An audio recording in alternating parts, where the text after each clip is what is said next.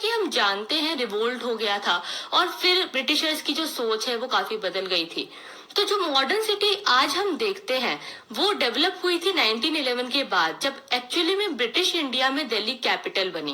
तो 1911 में जब दिल्ली कैपिटल बन जाती है तो फिर वहां के आर्किटेक्चर में चेंजेस आने लग जाते हैं।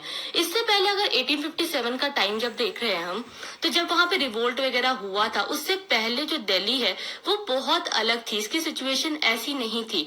बाकी सारे जो सिटीज थी जैसे कि मद्रास, बॉम्बे, कैलकाता, यहाँ पे एक तरह से कह सकते हैं ये सब प्रेसिडेंसीज थी। यहाँ पे क्या होता था कि जो ब्रिटिशर्स हैं वो थोड़ा बिल्कुल अलग होकर के रहते थे, इंडियंस के साथ घुल मिल के नहीं रहते थे। वो लोग इंडियंस को जो है उन्होंने एक ब्लैक एरिया दे दिया था, मतलब जहाँ पे इंडियंस रहेंगे और ब्रिटिशर्स वहां नहीं रहेंगे।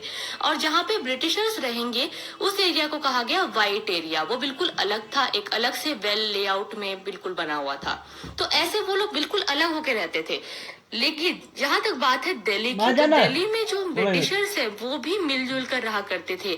यहाँ के सारे राजाओं महाराजाओं के साथ मिलना, फेस्टिवल्स को एंजॉय करना, यहाँ के ट्रेडिशन को, उर्दू लैंग्वेज को, हर चीज को ये लोग काफी रिस्पेक्ट दे रहे थे। यहाँ पे बहुत घुल मिल के रह रहे थे। लेकिन ये सब था पहले। जब बाद में दिल्ली कैपिटल बन गई और फिर जब ब्रिटिशर्स का रूल स्टैब्लिश हो गया तो ब्रिटिशर्स ने बिल्कुल भी ये कोशिश की कि वो बिल्कुल अलग हो जाए इंडियन से और दोबारा से अपने एक अलग ही किंगडम को स्टार्ट करें और अपने कंट्रोल को बहुत ही ज्यादा मजबूत करें। ऐसा करने के लिए उन्होंने कुछ डेवलपमेंट्स भी किए थे, जैसे कि दिल्ली कॉलेज का स्टैब्लिशमेंट हुआ था 1792 में। इसके बाद एक तरह से हम देख सकते हैं कि जो इंटेलेक्चुअल्स थे वो आने लग गए हमारी कंट्री में, साइंस के एरिया में, ह्यूमैनिटीज के एरिया में, और यहाँ तक कि उर्दू लैंग्वेज का भी काफी विकास हो रहा था।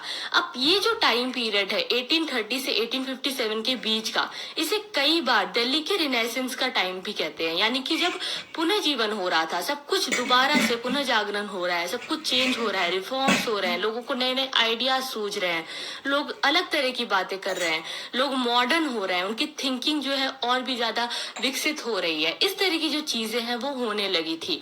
तो ये जो टाइम पीरियड है इसलिए इसको बहुत इंपॉर्टेंट माना जाता है दिल्ली के लिए। अब जब ब्रिटिशर्स ने यहाँ पे सब कुछ स्टैब्लिश कर लिया था और वो अब चाह रहे थे कि जो पुराना मुगल पास्ट है दिल्ली का वो अब लोग भूल जाएं और दिल्ली में से वो सारी चीजें, वो सारी पुरानी यादें वो मिटा देना चाहते थे।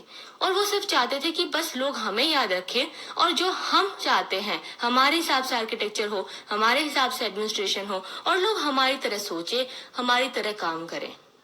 ऐसा करने के लिए उन्होंने सबसे पहले जो फोर्ट के आसपास का इलाका था उसको पूरा साफ कर दिया।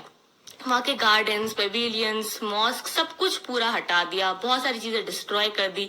और स्पेशली जो मॉस्क थे, जो मस्जिद हुआ करते थे, उन्हें तो वो बिल्कुल ही डिस्ट्रॉय करने के चक्कर में थे। यहाँ तक कि वो ये भी चाहते थे कि वो जो मस्जिद है उनका जो अगर हो सके तो उन्हें किसी और काम के लिए यूज किया जाने लगे, मस्जिदों को बंद करवा दिया गया।